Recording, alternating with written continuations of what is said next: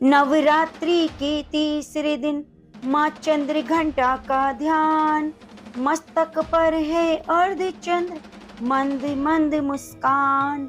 10 हाथों में अस्त्र शस्त्र, रखी खड़ग संगबान। घंटे के शब्द से हरती दुष्ट के प्राण। सिंह वाहिनी दुर्गा का चमके स्वर्ण शरीर, करती विपदा शांति, हरि भक्त की पीर। की कृपा से हमारा जीवन पवित्र हो जाए। जय माता दी, जय माँ भवानी। ओम नमः शिवाय। प्रिय भक्तजनों, आप सभी पर माँ चंद्रघंटा का आशीर्वाद सदा बना रहे। आज की कथा में आप सुनेंगे नवरात्रि के तीसरे दिन पूजी जाने वाली माँ चंद्रघंटा की संपूर्ण कथा, और कथा के अंत में सिद्धि कुंजिका स्तोत्र और आरती। तो आप कथा को पूरा अवश्य सुनिए। देवी भागवत पुराण के अनुसार माँ भगवती का यह स्वरूप परम शांत और कल्याणकारी है। माँ के मस्तक पर घंटे के आकार का अर्धचंद्र है। इसी कारण देवी का नाम चंद्र घंटा पड़ा। इनके शरीर का रंग स्वर्ण के समान चमकीला और देवी का वाहन सिंह है। देवी की 10 भुजाएं हैं, जिनमें ये कमल, धनुष, बाण, खटक, कमंडल, तलवार, त्रिशूल और गदा आदि जैसे अस्त्र और शस्त्र धारण करती हैं। माँ चंद्रघंटा के कंठ में सफेद पुष्प की माला और शीर्ष पर रतन जड़ित मुकुट विराजमान है। माँ चंद्रघंटा हमेशा युद्ध की मुद्रा में विराजमान रहती हैं। मान्यता है कि देवी के इस रूप की पूजा करने से भक्तों को न केवल अलौकिक शांति प्राप्त होती है, बल्कि इस लोक में और परलोक में भी परम कल्याण की प्राप्ति होती है। पौराणिक कथा के अनुसार एक बार महिषासुर नाम के एक दैत्य ने स्वर्गलोक पर आक्रमण कर दिया। उसने देवराज इंद्र को युद्ध में हराकर स्वर्गलोक पर भी अपना अधिकार कर लिया। युद्ध में हारने के बाद सभी देवता इस समय निवारण के लिए त्रिदेवों यानी ब्रह्मा, विष्णु, महेश के पास गए। वहां जाकर देवताओं ने त्रिदेव से बताया कि महिषासुर ने इंद्र, चंद्र, सूर्य, वायु और अन्य देवताओं के सभी अधिकार छीन लिए हैं और उन्हें बंदी बनाकर स्वर्ग लोक पर अपना अधिकार कर लिया है। महिषासुर के अत्याचार के कारण देवताओं को अब धरती पर निवास करना पड़ रहा है। देवताओं की यह बात सुनकर त्रिदेवों को अत्यधिक क्रोध आ गया। उनके मुख से एक ऊर्जा उत्पन्न हुई। इसके बाद यह ऊर्जा 10 दिशाओं में जाकर व्याप्त हो गई। उसी समय वहां पर देवी चंद्रघंटा ने अवतार लिया। भगवान शिव ने उन देवी को अपना त्रिशूल, भगवान श्री विष्णु ने चक्र दिया। इसी तरह अन्य देवताओं ने भी माँ चंद्रघंटा को अस्त्र शस्त्र प्रदान किए। इंद्र ने माँ को अपना वज्र और घंटा प्रदान किया। सूर्यदेव ने माँ को अपना दिव्य तेज और तलवार दिए। इसके बाद देवी चंद्रघंटा को सवारी के लिए भी शेर दिया गया। अब माँ चंद्रघंटा अस्त्र शस्त्रों से सुसज्जित महिषासुर से युद्ध करने के लिए निकल पड़ी। माँ चंद्रघंटा का रूप इतना विशालकाय था कि उनके इस स्वरूप को देखकर महिषासुर अत्यंत डर गया। महिषासुर ने अपने असुरों को माँ चंद्रघंटा पर आक्रमण करने के लिए कहा। सभी असुर देवी से युद्ध करने के लिए मैदान में उतर गए। माँ चंद्रघंटा के मस्तक पर विराजमान घंटे की टंकार से जाने कितने ही असुर मूर्छित हो गए, कितने भयभीत होकर भाग गए। ना जाने कितने ही असुर सुनने की शक्ति खो बैठे। तब माँ चंद्रघंटा ने देखते ही देखते उन सभी का संहार कर दिया।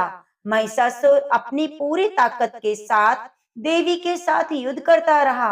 अंत में देवी ने महिषासुर का भी वध कर दिया। यह देखकर देवतागण अत्यंत प्रसन्न हो उठे और उन्होंने आकाश से देवी पर पुष्पों की वर्षा की। दुदुम्बी नाद बज उठे। इस प्रकार चारों ओर शांति छा गई। इस तरह देवी चंद्रघंटा ने देवताओं की रक्षा कर उन्हें स्वर्गलोक की प्राप्ति कराई। तो प्रेम से बोलिए माँ चंद्रघंटा की जय हो। प्रिय भक्तजनों, अब आइए माता रानी की मनोकामनाओं को पूरी करने वाली कथा को सुनते हैं। उसके बाद सिद्धि कुंज का स्तोत्र और आरती का रसपान करेंगे। तो आप कथा को पूरा सुनिए। एक समय की बात है, माँ भगवती को मनाने वालों में एक राजा स्पर्श भी थे। वे दिन रात उनकी पूजा अर्चना में लीन रहते। राजा को किसी चीज की कोई कमी ना थी, बस उन्हें बच्चे की ख्वाहिश थी। सालों से बच्चा नहीं होने के कारण राजा निराश रहा करता। एक दिन राजा की भक्ति से खुश होकर माँ भगवती ने सपने में आकर उसे दो बेटी होने का वरदान दिया।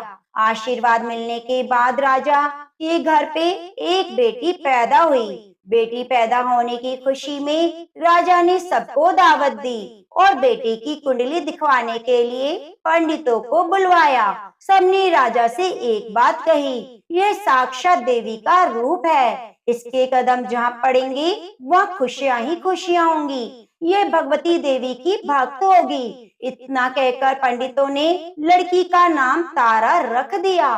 कुछ समय के बाद मंगलवार के दिन राजा के घर एक और बेटी पैदा हुई। ज्योतिषियों ने इसकी कुंडली बनाई और उदास हो गए। राजा ने जब उदासी का कारण पूछा तो ज्योतिषियों ने बताया कि यह लड़की आपके जीवन में खूब सारा दुख लेकर आएगी। राजा ने ज्योतिषियों से पूछा, आखिर मैंने ऐसे कौन से खराब कर्म किए कि इसने मेरे घर जन्म लिया?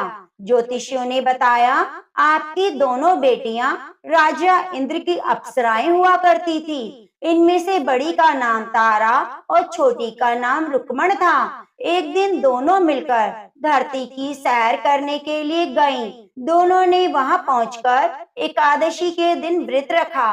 तारा ने अपनी छोटी बहन से कहा, आज एकादशी का व्रत है, इसलिए बाजार जाकर कुछ ताजे फल ले आओ, लेकिन वहाँ कुछ मत खाना। रुक्मण बाजार फल लेने गई। उसने वहाँ मछली के पकौड़े बनते देखे और उन्हें झट से खा लिया और अपनी दीदी के लिए कुछ फल ले लिए। रुक्मण से तारा ने पूछा, तुम अपने लिए फल क्यों नहीं लाई?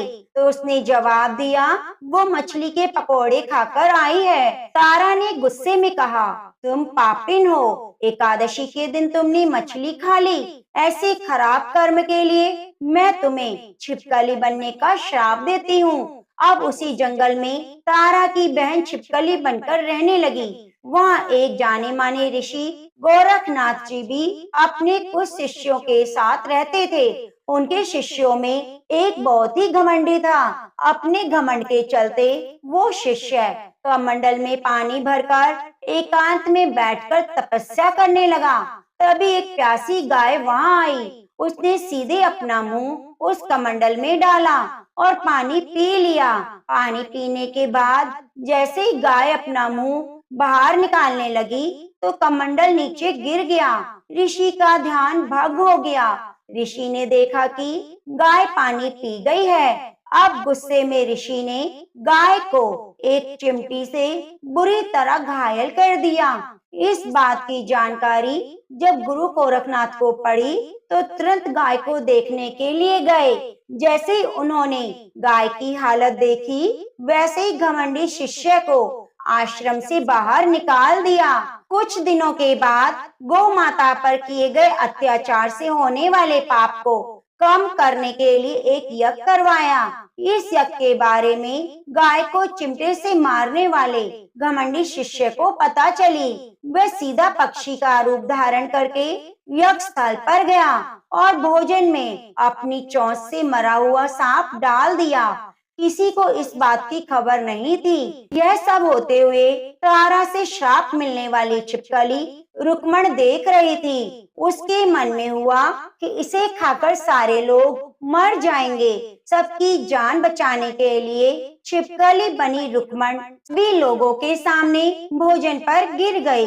लोगों ने छिपकली को खूब कोसा और बर्तन को खाली करने के लिए उसी वक्त भंडारा करने वाले को खाने में मरा हुआ सांप भी दिखा।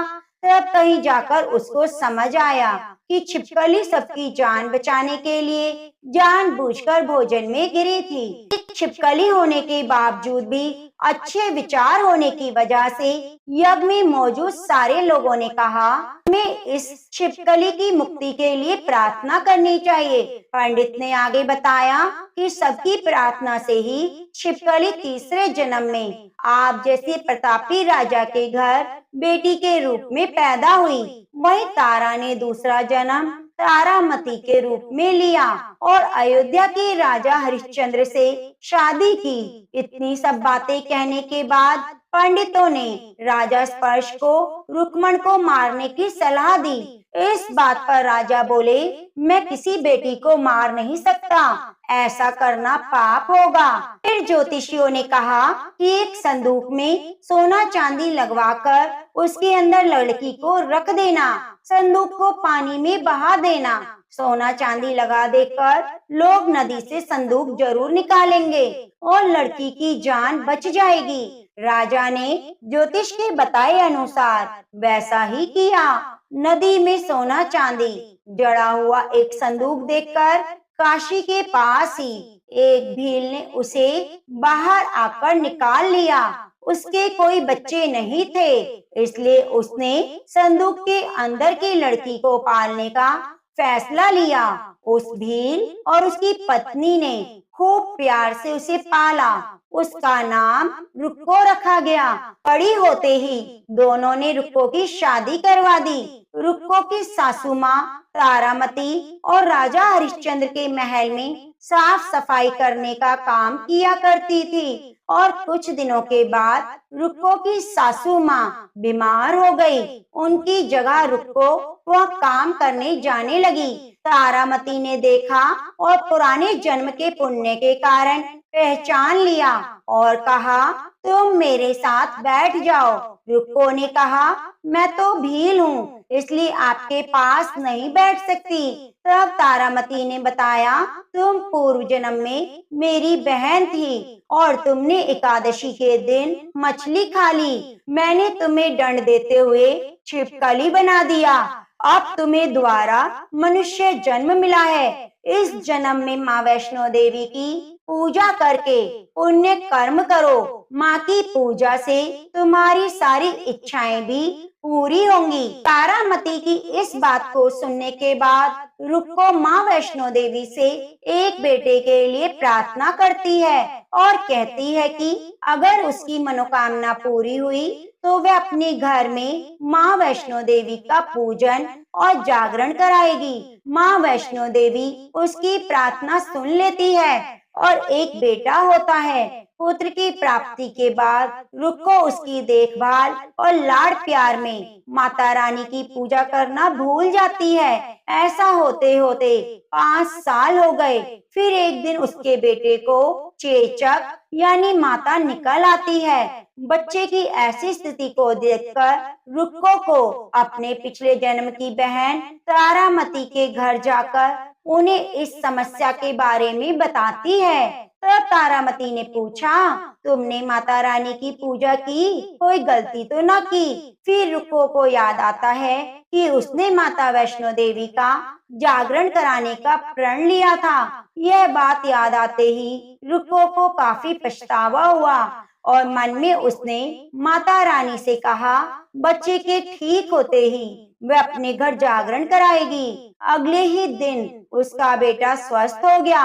तभी रुक्को ने माता रानी के मंदिर जाकर पुजारियों से कहा, मंगलवार के दिन घर में जागरण करवा दीजिए। तब रुक्को की बात सुनकर पंडित कहते हैं, तुम यही 5 रुपए दे दो, तुम्हारे लिए हम मंदिर में ही जागरण कर देंगे।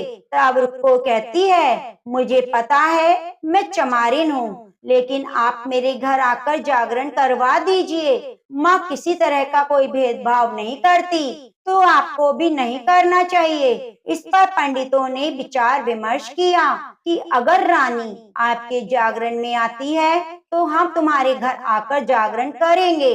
पंडितों की बात सुनकर रुक्को अपनी बहन तारामती के पास जाती है और तारामती को सारी बात बता देती है।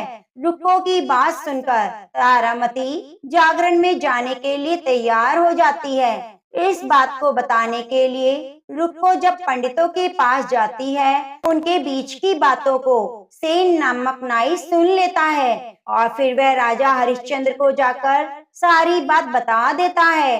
राजा के मन में हुआ कि रानी को नीची जाति वालों के घर जाकर जागरण नहीं करना चाहिए। इसी वजह से वह अपनी उंगली काट लेता है, जिससे उन्हें नींद न आए, रानी जागरण में ना जा सके। जब जागरण का समय होता है, तब भी राजा को जागते हुए देखकर रानी मन ही मन माता रानी वैष्णो देवी से प्रार्थना करती है कि महाराज को नींद आ जाए ताकि मैं जागरण में जा सकूं।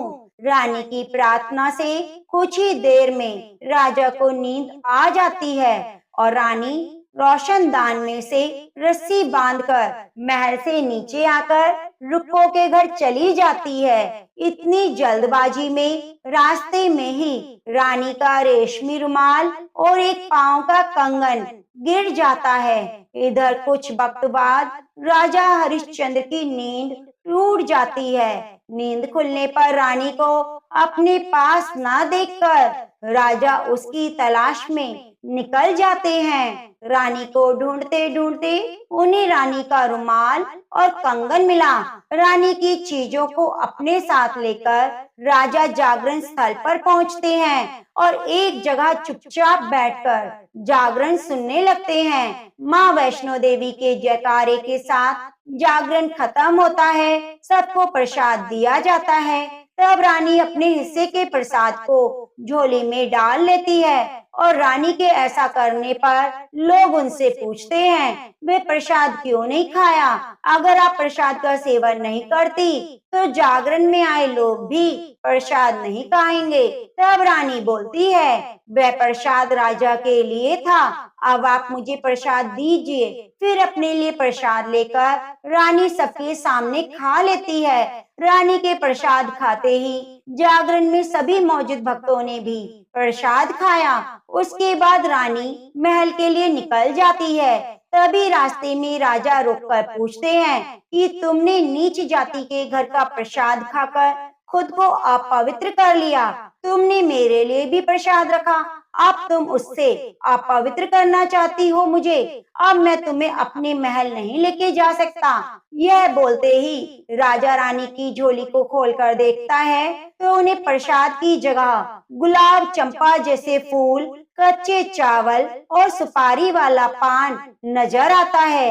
राजा चुपचाप रानी को अपने साथ महल में लेकर पहुंचता है।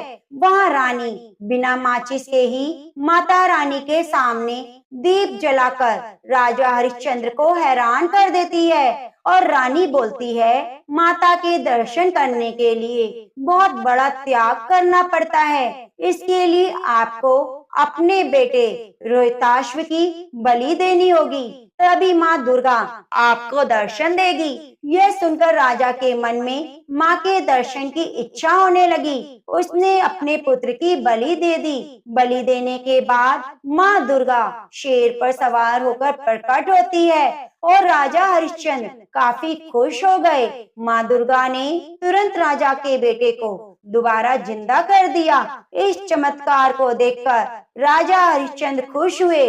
तभी राजा ने माँ की पूरी विधि विधान से पूजा की और अपनी गलतियों के लिए माफी मांगी। माँ दुर्गा ने भी राजा को खुश रहने का आशीर्वाद दिया और अंतर्ध्यान हो गई।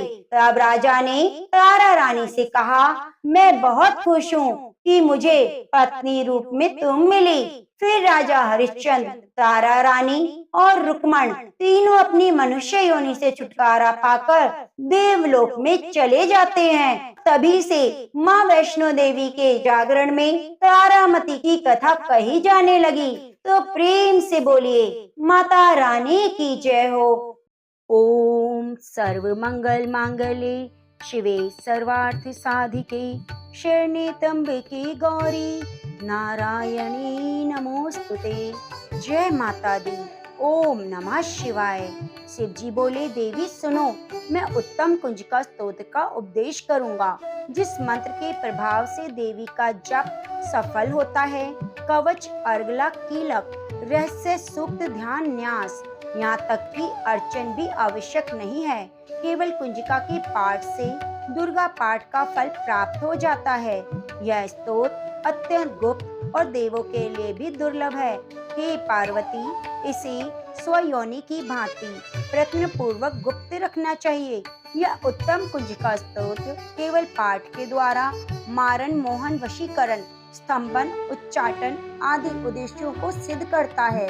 मंत्र: ओम ऐं ह्रीं क्लीं चामुंडाय विच्चे।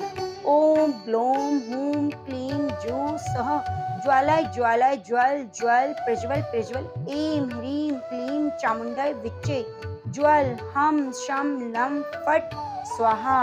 मंत्र में आए हुए बीजों का अर्थ जानना संभव नहीं, न आवश्यक है और न वांछनीय, केवल जप ही पर्याप्त है। हे रुद्र स्वरूपिणी, तुम्हें नमस्कार है। हे मधु दैत्य को मारने वाली, तुम्हें नमस्कार है। कैटव विनाशिनी को नमस्कार है।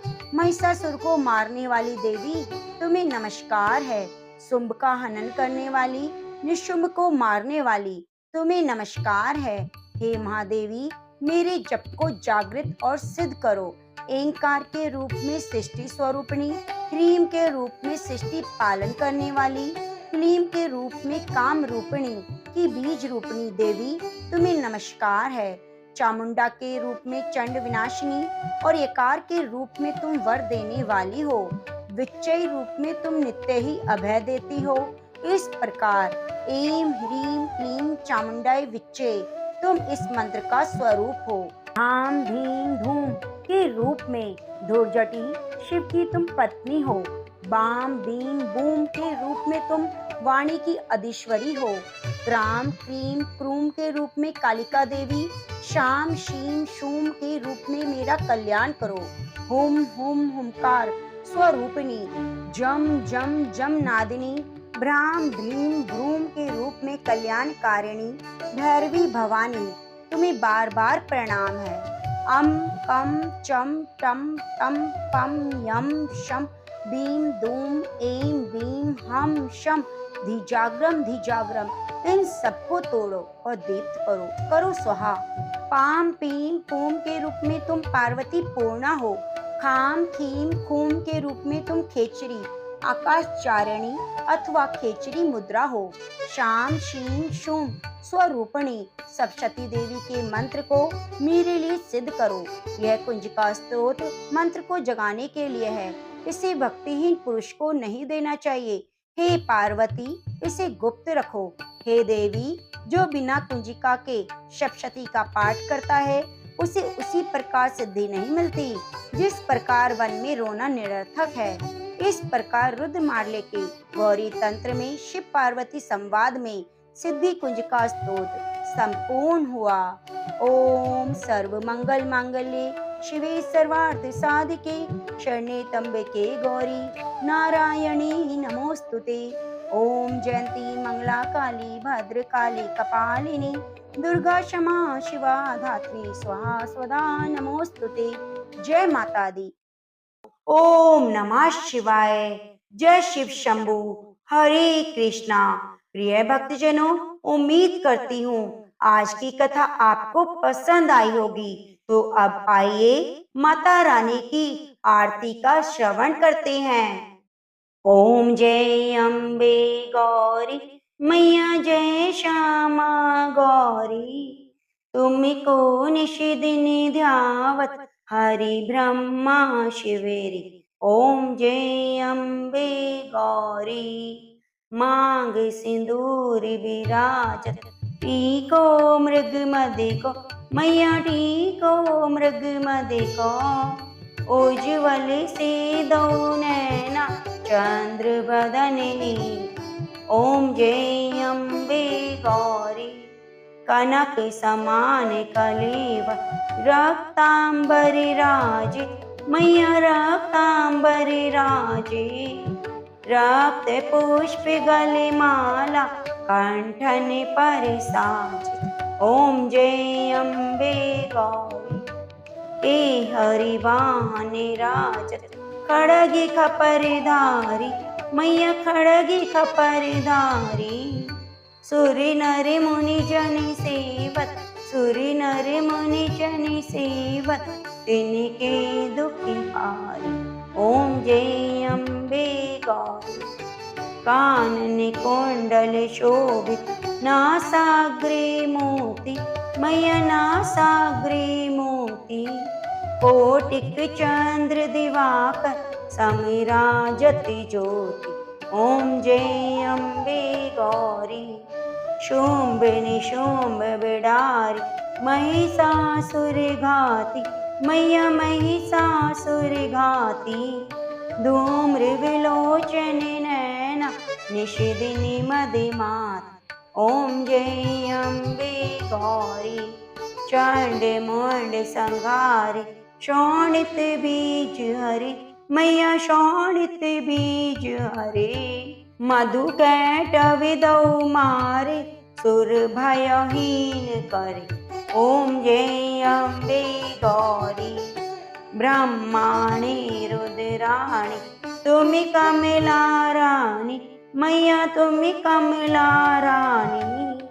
आगमे निगमे बखानी तुमि शिवी पटरानी। ओम जय अम्बे गौरी। 64 योगिनी गावत निरति करति भैरो, मैया निरति करति भैरो। अजति ताल मृदंगा अरु बाजति डमरू। ओम जय अम्बे गौरी। तुम ही जग की माता, तुम ही हो भरता, मैया तुम ही हो भरता। भक्तन की दुखी हरता, सुख संपत्ति करता। ओम जय अम्बे गौरी। भुजाचारी अति शोभ वरि मुद्राधारी, मैया वरि मुद्राधारी। मन वांछित फल पावत सेवती नर नारी। ओम जय अम्बे गौरी। कंचन थाल विराज अगरि कपूर बाती, मैया अगरि कपूर बाती। श्री माल के तुम्ही राजत कोटि रतन ज्योति। ओम जय अम्बे गौरी। अम्बे जी की आरती जो कोई नर गावे, मैया प्रेम सहित गावे। कहते शिवानंद स्वामी भजत हरि हरि स्वामी, मन वांछित फल पावे। ओम जय अम्बे गौरी। प्रेम से बोलिए माता रानी की।